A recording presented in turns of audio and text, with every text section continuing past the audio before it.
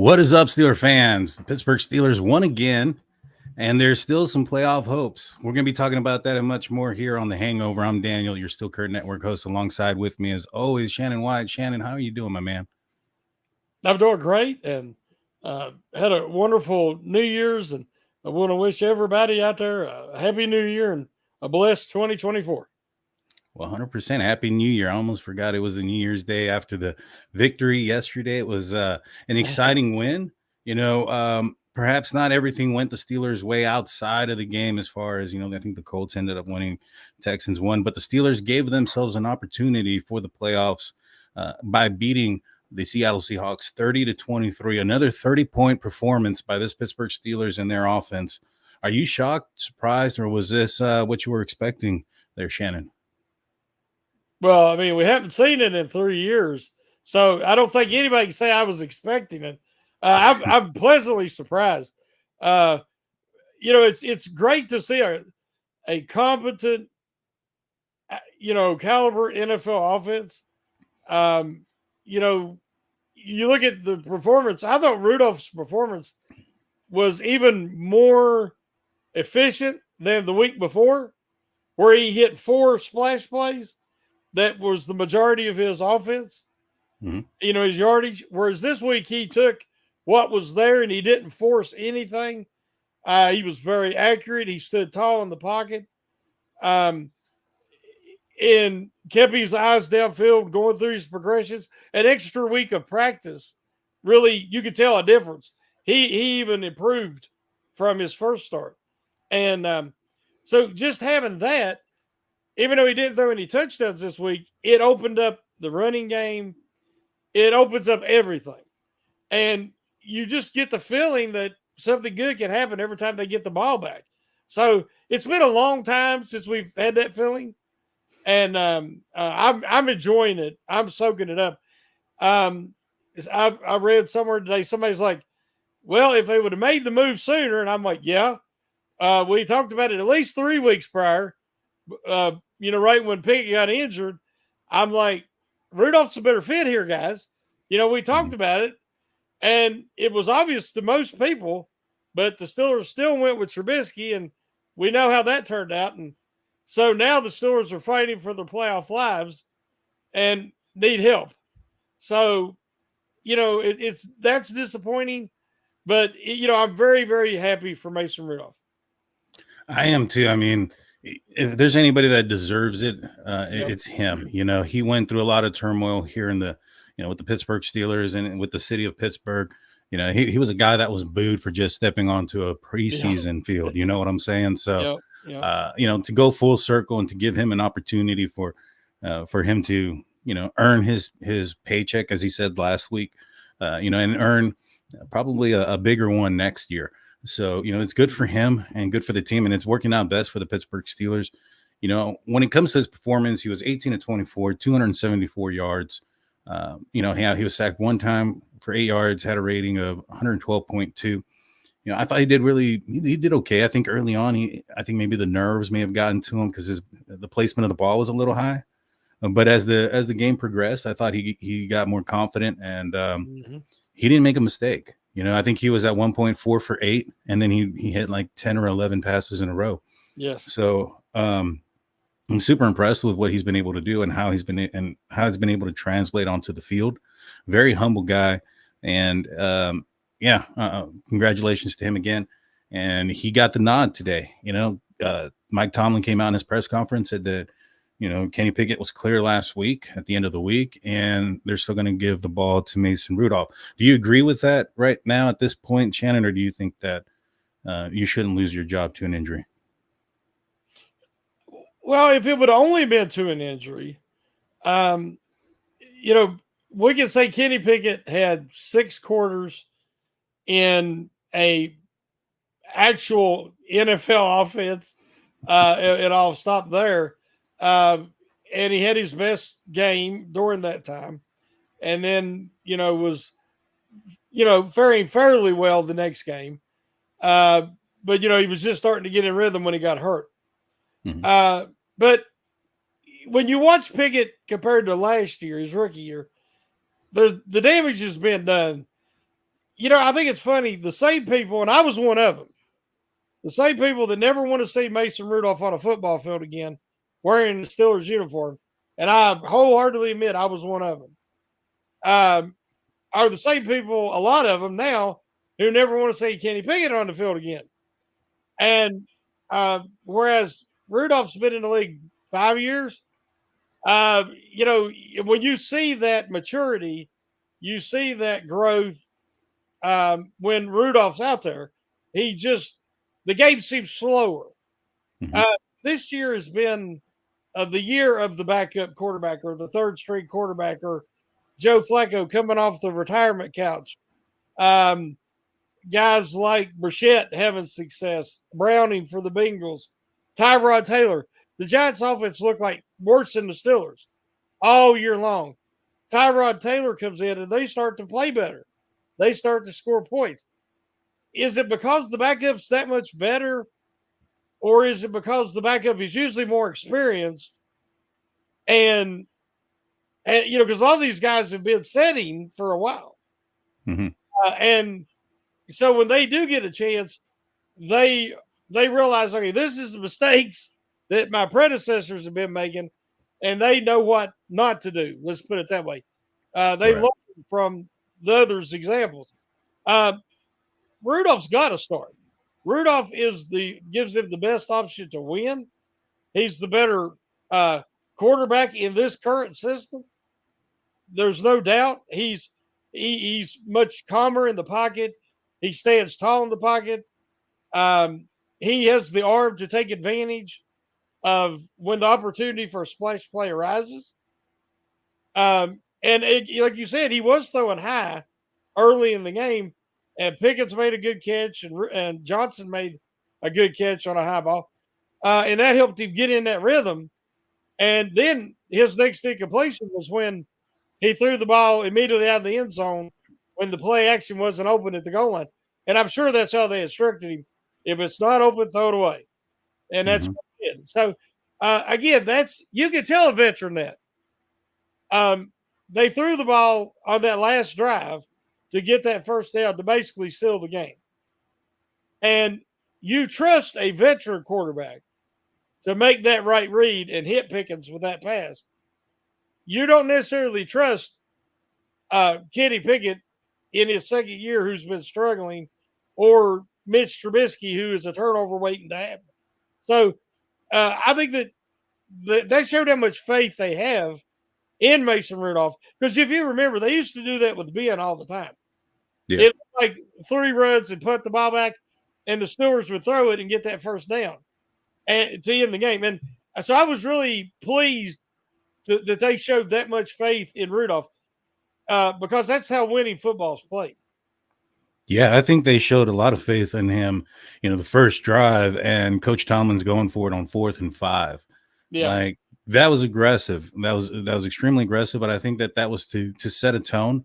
Yep. It obviously could have gone extremely, bad for the Pittsburgh Steelers if Seattle, gets going earlier and starts on that drive. They were, they had good field position at that point.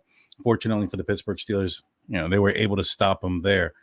But yeah, you're right. I think that Mason Rudolph definitely is the guy moving forward this year. This offseason will be this offseason, and we'll see who the Steelers or what they do. Then I think that, a lot of people are saying that Mason Rudolph ain't going to come back, that, given everything that's happened, this, that, and the third. But, that's from outside of the building. When Mason Rudolph played last week in this post-game press conference, he talked about how much gratitude he had towards Mike Tomlin and the organization for keeping him around as long as they did and to give him the opportunity that they had.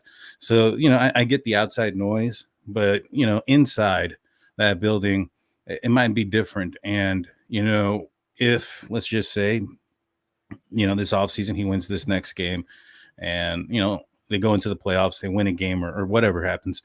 I think that Mason Rudolph knows his offense, and I think his best venue to succeed right away would probably be to stay back here. And I think that his best possibility to get a starting gig may be an opportunity here at Pittsburgh to compete. I don't think Mhm. he's going to go somewhere else and they're going to give him the automatic job to compete for the starting gig somewhere else, even if he gets paid more. I can see a team like maybe perhaps, the Rams or something, get somebody to back up Stafford. And, you're going to be the backup, you're going to get paid more, but you're not going to see the field. So, Yeah. those things might interfere with his decision as far as why he may or may not stay. Uh, but for this season, yeah, I think you got to go with him. He's done some things that the other quarterbacks haven't done with this offense. This offense has put up points. The running game, 202 yards as a collective unit. Najee Harris had 122. Jalen Warren had 75.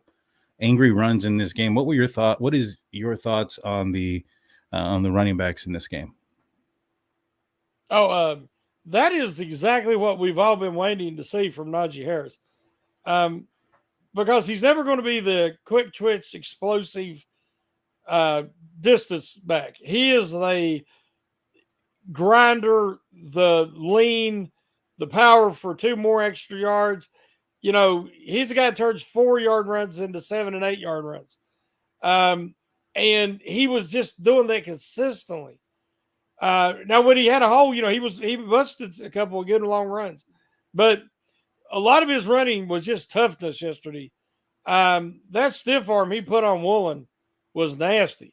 I mean, he embarrassed Woolen. It was every bit as good a stiff arm as Vance McDonald's stiff arm heard around the world. But we've seen Najee Harris stiff arm Myles Garrett. I mean, the guy is, I always said that Rudolph could be a really good quarterback when he learned his limitations. Same thing with Najee Harris. As long as he don't try to bounce it outside and run horizontal, that's when he gets in trouble. When he keeps his shoulders square to the line of scrimmage and uses that power and that size, he could be a really dominant power back. And then Warren's that great change of pace. So I thought they had a really good rhythm yesterday. The offensive line was really controlling the line of scrimmage. Mm-hmm. And see, that's what I thought we was going to see all year, Daniel. I Yeah. thought that that's what the offense would look like for the Steelers. But they just could never get it going with any consistency. But since Rudolph's been in there, he's making the right reads. He's giving them splash plays when they're presented, the opportunity presents itself. He can do the play action, all the things that play off of that running game. And even the pass protection, one time yesterday, James Daniels and Cole both got pushed back into Rudolph on the sack. And it was really Daniels' guy who got the sack. And as far as I know, that's the first sack he's ever given up as a Steeler. But he definitely got beat, and his guy is the one that took Rudolph down. But still, Rudolph stood right there in the pocket till the last second, looking downfield. I prefer that myself.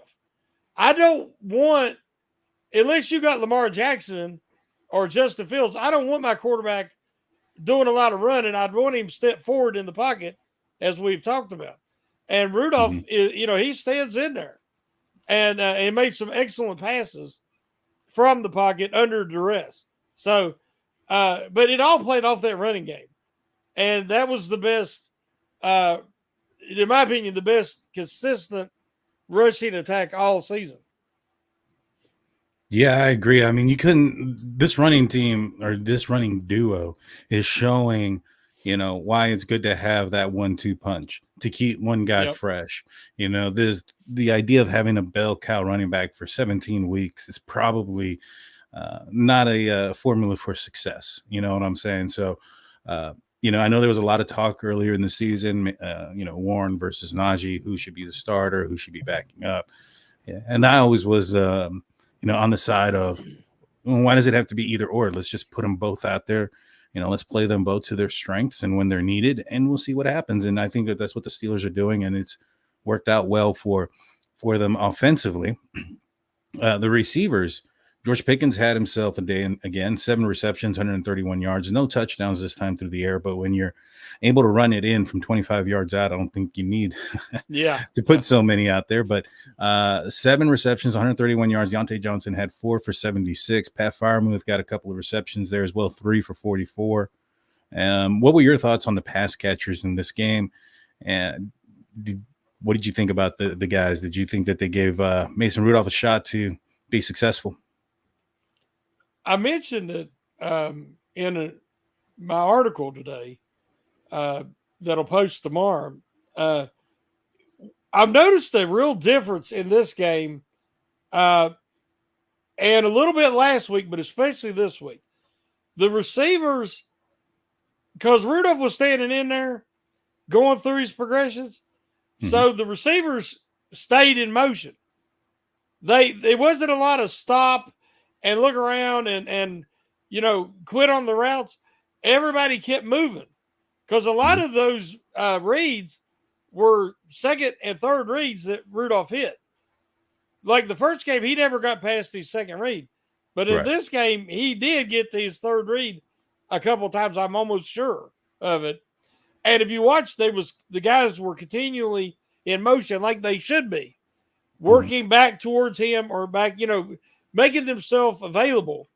And so also, if you look at their yards per catch, I think Pickens was like 18 something yards per catch, and Johnson was up around 15, and Freiermuth was even 14, if I ain't mistaken. Now, there wasn't a lot of guys catching passes yesterday. I think only 4 guys were targeted.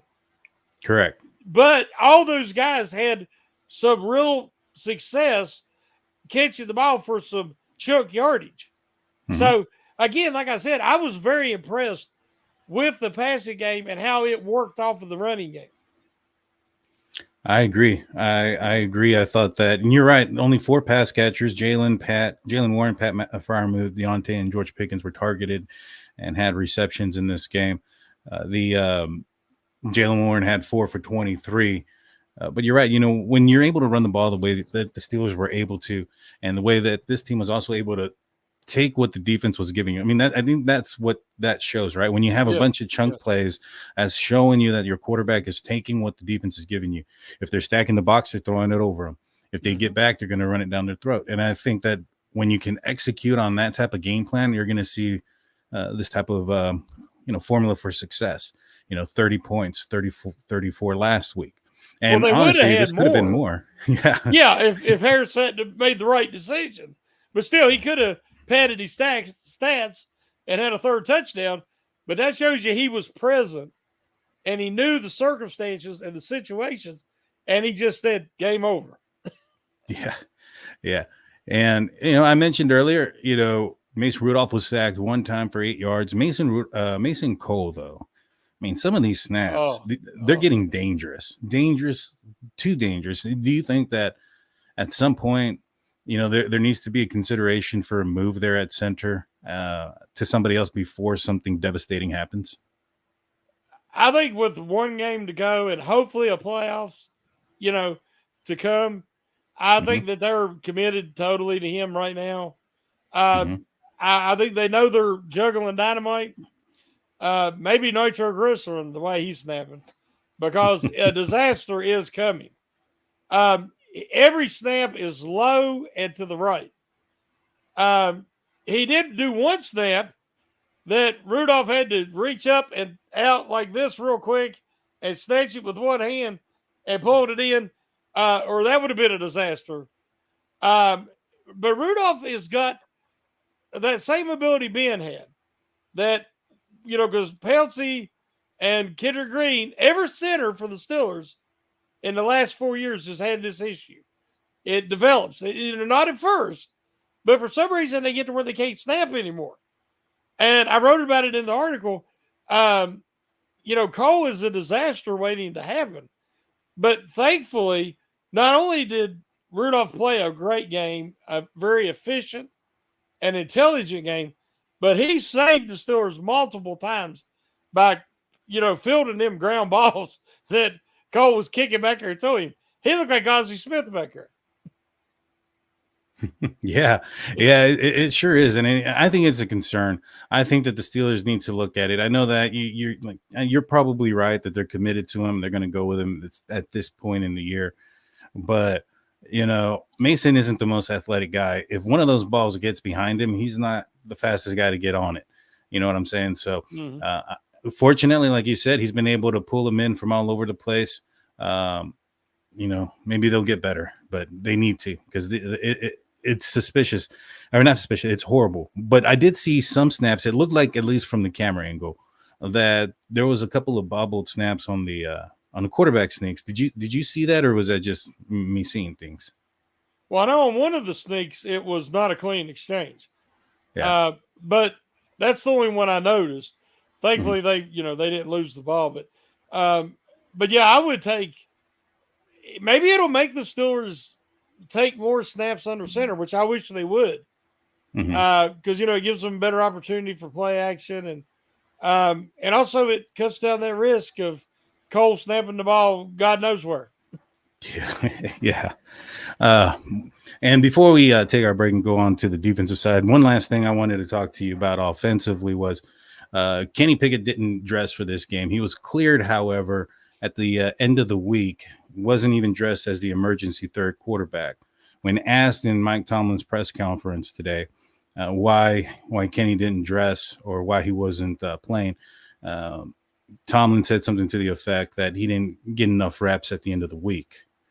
Uh, what do you think about Tomlin's thoughts and any comments on Pickett not dressing? I think it's some coach speak. We know that Mike Tomlin is an expert at saying a lot to say very little. Um, it's like you don't want to throw your players under the bus or vice versa. And so you're going to try to say the least controversial thing you could say. Mm-hmm. Um, I'd said 3 weeks ago that I thought that they should shut Kenny down for the year and roll with Mason because, one, I thought Rudolph was a better fit for this year, what they have and what they're trying to accomplish, which is turned out to be prophetic. Mm-hmm. Rudolph is definitely the right choice.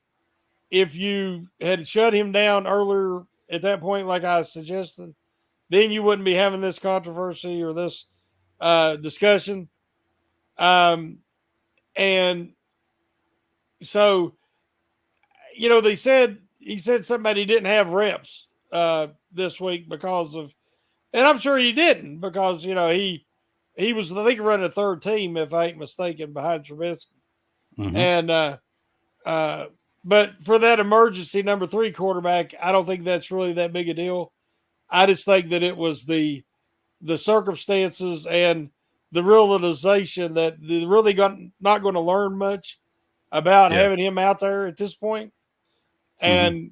And right now, just focus all of your attention on winning this last game and trying to make the playoffs.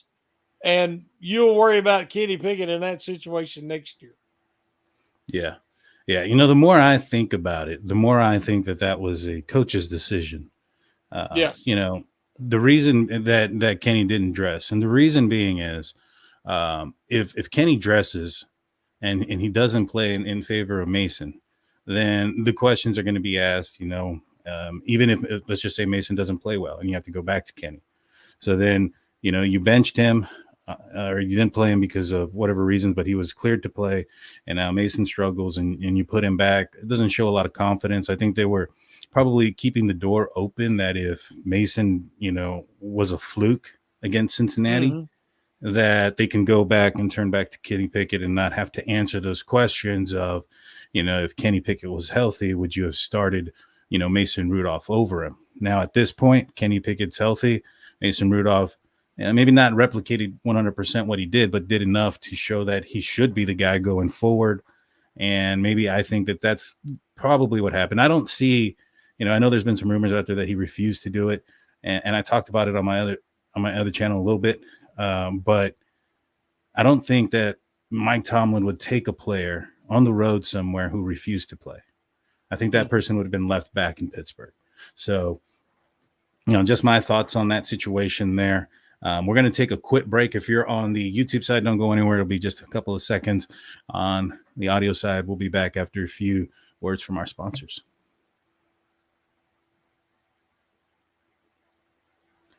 And we're back. Welcome back to the Hangover. I'm Daniel. Alongside with me is Shannon White. We're talking about the Steelers. They're victorious. Playoff hopes are still alive.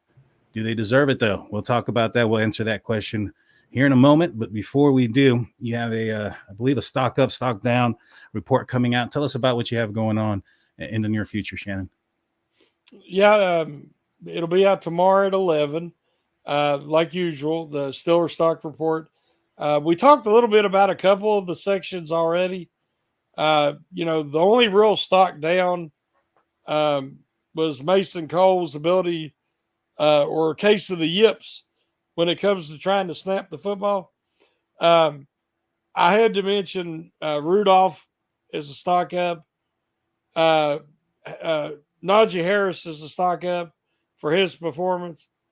And the bargain bin replacements in Eric Rowe and Miles Jackson, Michael Walker and Elijah Riley. Those guys, they've been thrown out there. You sink or swim.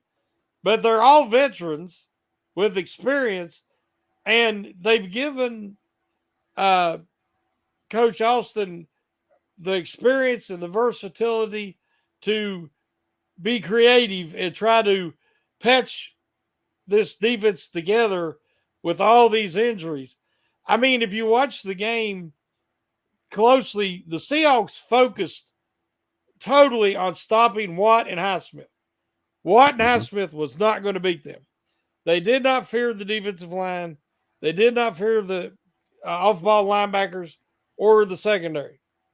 They made sure that Watt and Highsmith, their energies was focused on stopping them. So that's why I think Nick Herbig was able to make that huge play, that strip sack, because I think that they kind of exhaled when they realized that Highsmith had left the game.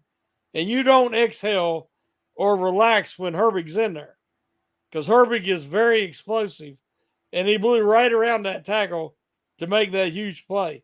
So I have to give credit where credit's due, and I think Austin has done a excellent job. They've been doing the bend but don't break all season, but they were relying on 3 or 4 stars to make a big play. Well, they really only have 2 right now. And so they can't really rely and count on Watt and Highsmith making a big play every game. So they're having to count on some of these other guys, and different guys have took turns stepping up. And so kudos to them, and kudos to Austin for putting them in position to be successful. Yeah, I mean, it's the middle linebackers, it's the safeties, it's everybody on that defensive secondary, and everybody off the line there that's been dealing with injuries or have been had their problems. Even the defensive line. I mean, even the defensive line itself. Cam Hayward was out for an extended period of time with injury throughout this year. It's been patchwork 100%. But it's not going to be like that for long. I know the Steelers, they got one more game against the Ravens. I don't know if Minkah Fitzpatrick's going to be back this week or not. I expect him to be back if the Steelers make the playoffs sometime during then.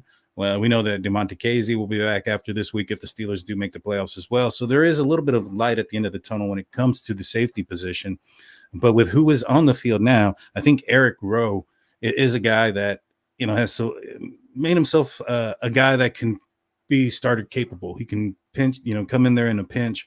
I don't know if he's going to be, a future guy for the Pittsburgh Steelers or not, but I think he's done fairly well in his time with the Steelers. Should have had a pick this past week, had one the week before.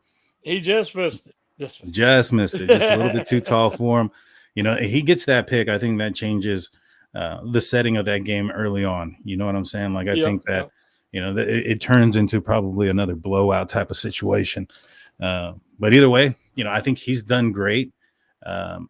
Miles Jack, in my opinion, he's looking Yep. all right. This is probably the healthiest he's been this late into the season in a very long time. So, I know, Really. I know that he's coming off of retirement and things like that earlier this year, but that also just means that he's healthier and he's been in the building for some time now. For the last few weeks, he was there in the entire year last year, so it's starting to come together. I don't know, man. I think that this team, if they end up getting in, uh, look out, and the way they can get in is they have to win. They need either a Jacksonville loss or a Miami loss, and I think those are the easiest scenarios to get in.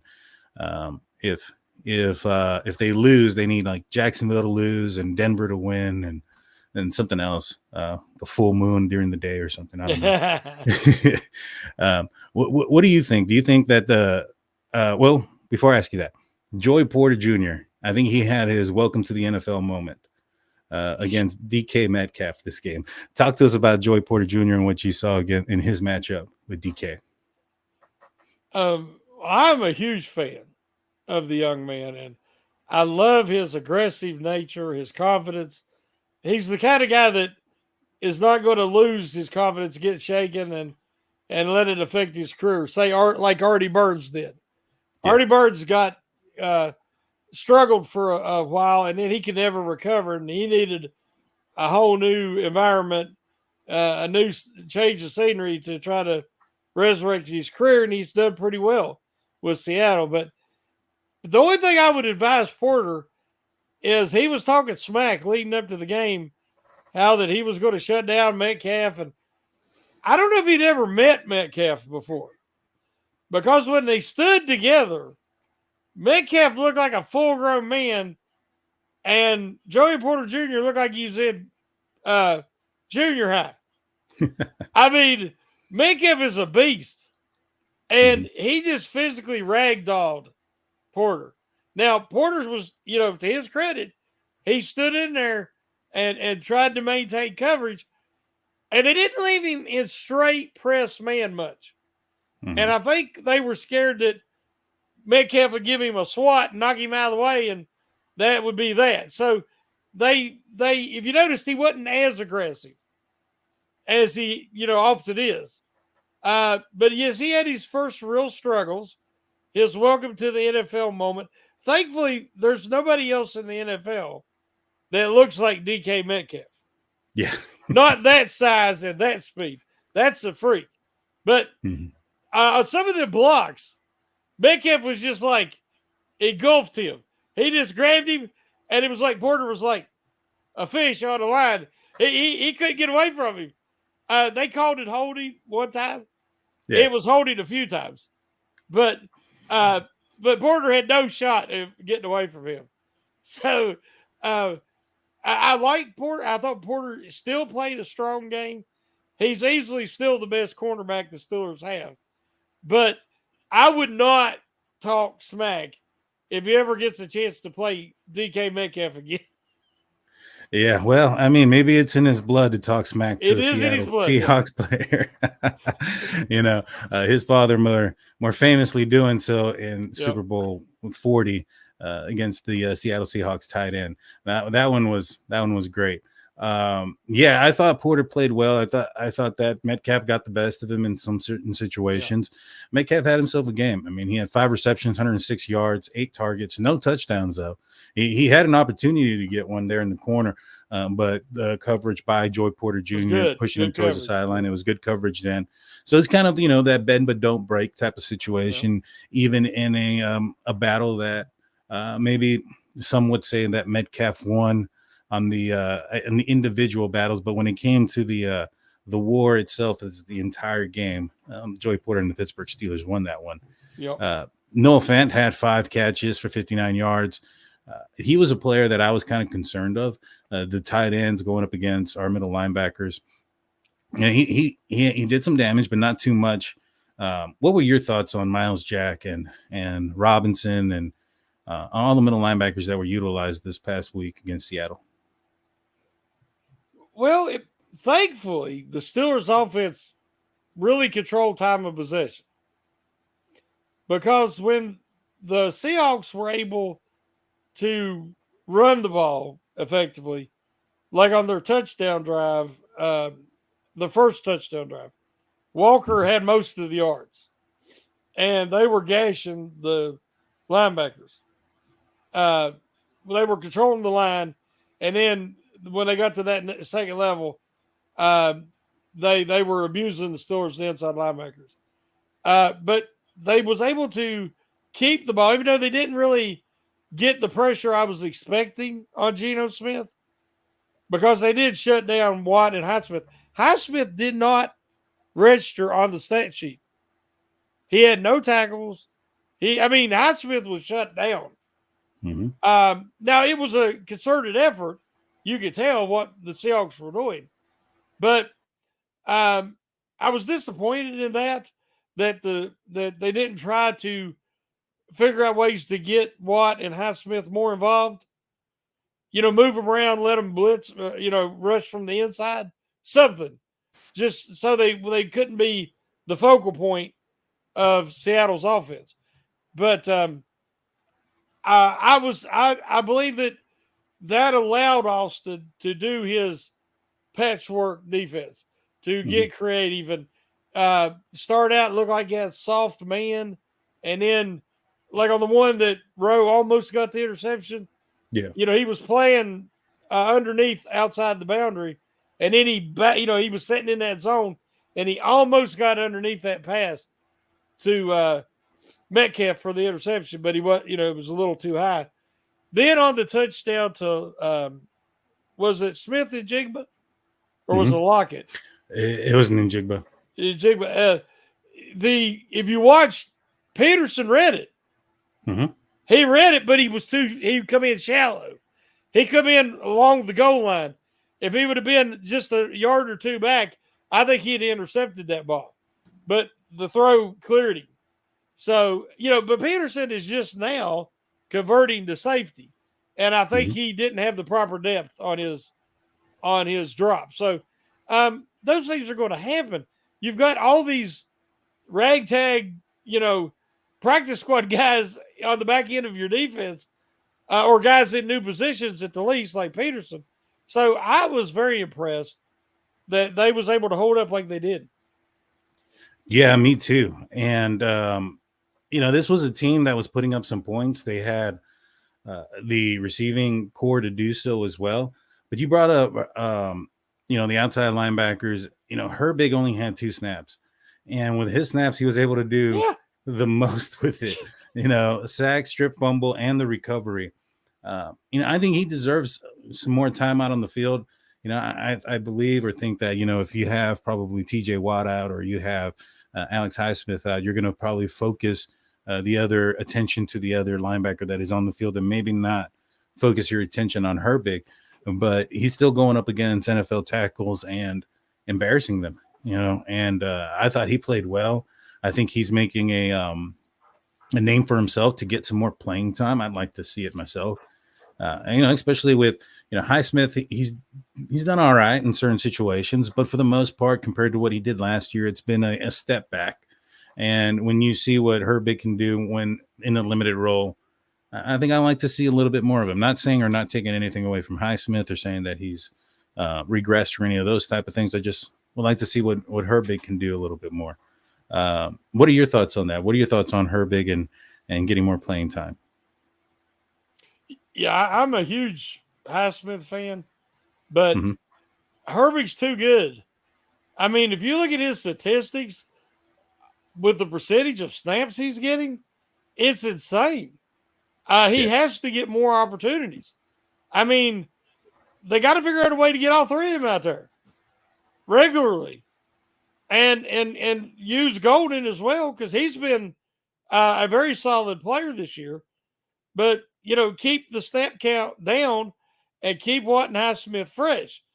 They say, well, you never want to take guys like that off the field.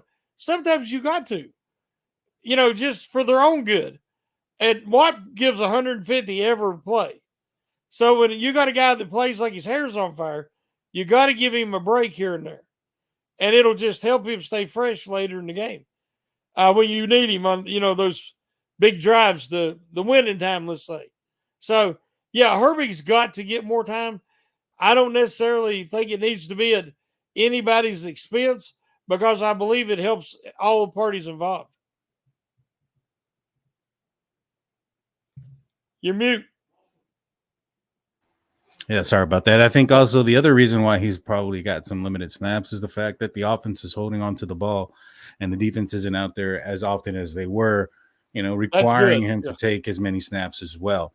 So, those are some components to it, but I do think he should get some more playing time, especially when the results are what they are. But transitioning on to the question, Steelers are in playoff position. They're not in there yet. They're in there possible. There's got to be some things to happen. If those things happened, the Steelers get in. Do they deserve to be in? Do they deserve to be in? What are your thoughts on that question first, and then I'll answer after you. When me and you was talking about the title this morning, that's what came to mind for me. Mm-hmm. I just see where the Ravens beat the 49ers in San Francisco, and then they beat the Dolphins in Baltimore. They won both games by more than 14 points. I guess two teams that had 10 wins on the season, at least 10 wins on the season. And that's the first time that's ever happened. That's impressive, Daniel. I mean, I do not like the Ravens, Mm-hmm. but I respect them and their organization and what they've accomplished this year. They deserve respect. And that's a great thing, to say we beat two teams by at least two touchdowns back-to-back weeks, and they had 10 wins at least. Okay, let's look at the Steelers this year. They lost back-to-back home games against teams that had at least 10 losses. That's the first time that's ever happened in NFL history. That's the opposite of the Ravens' impressive accomplishment. That's embarrassing. That is the first time that level of ineptitude has ever happened. And it's going to cost them a playoff spot, I'm afraid. Mm-hmm. I believe that it all works out that the teams that deserve to be there a lot of times ends up there. And the Steelers had it all in front of them. The coaching, and I won't name any certain coach, but they had decisions to make this year, Daniel, and they made the wrong ones. They brought back Matt Canada. Terrible decision. Should have never happened. This team would be in a lot different place if they hadn't brought back Matt Canada, I guarantee you. They had a quarterback situation. Midway through the season when Pickett got injured, again, the wrong decision. They went with the easy decision. The decision of this guy's their backup. We paid him this much money, even though they knew what he looked like in this offense. They knew his limitations and his tendencies to throw cluster interceptions and turnovers. And yet they went with him. And it cost them in the two worst losses in recent Steelers history. Now they made a decision out of necessity. They had nowhere else to go. They had to turn to Mason Rudolph. And now they look like they can make the playoffs. And they're played well 2 weeks in a row. Does that override the terrible decision that led to the worst losing streak, back-to-back games that I've ever seen? I don't know. If they make it, I'll say it's fate and they deserve it. If they don't make it, I'll say it's fate and they didn't deserve to. So I'll kind of reserve judgment to see what happens this weekend. If Ravens do set their starters and the Steelers are able to pull out a victory in Baltimore, then we'll just have to wait and see what happens on Sunday. But yeah. I'm kind of torn both ways. The rest of this season to me is all for Mason Rudolph. it's all for those guys that's on the cusp of whether they're going to have a job next year or not, because there's going to be so much change to the organization this offseason that nothing else really matters because it's all going to be new next year. But it does matter for Mason Rudolph. It does matter for guys whether they're going to pick up their option or not. It does matter if some of these one-year rentals will get another opportunity to come back to Pittsburgh. So that's what I'm rooting for, and that's the individuals I'm rooting for. Yeah. Yeah, and you make some valid points there. I mean, all valid points as far as the Steelers deserve to be there. They lost to a couple of two-win teams. For me, I look at things, I guess, a little bit differently.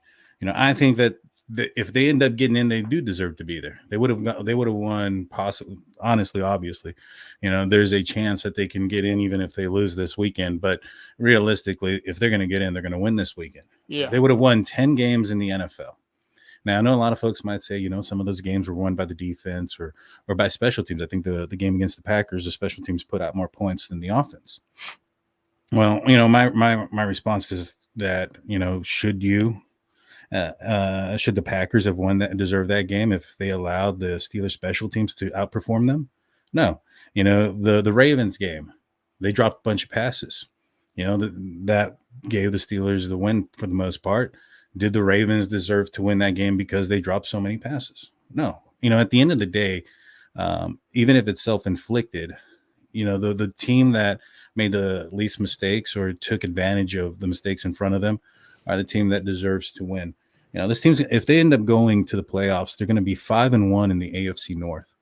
The AFC North is the toughest division in NFL. I mean, you don't do that by just lucking into it. You know what I'm saying? So I think that, yeah, they would deserve to be in there. And, winning 10 games, I think that's where a lot of people had the Steelers before the year started. I think that everybody thought the route to the 10 wins was a little bit different, obviously, but they got I had 11. Oh, you had 11? I predicted 11, yes. And they could have easily gotten that this year. And like you said, there was a lot of decisions that were made.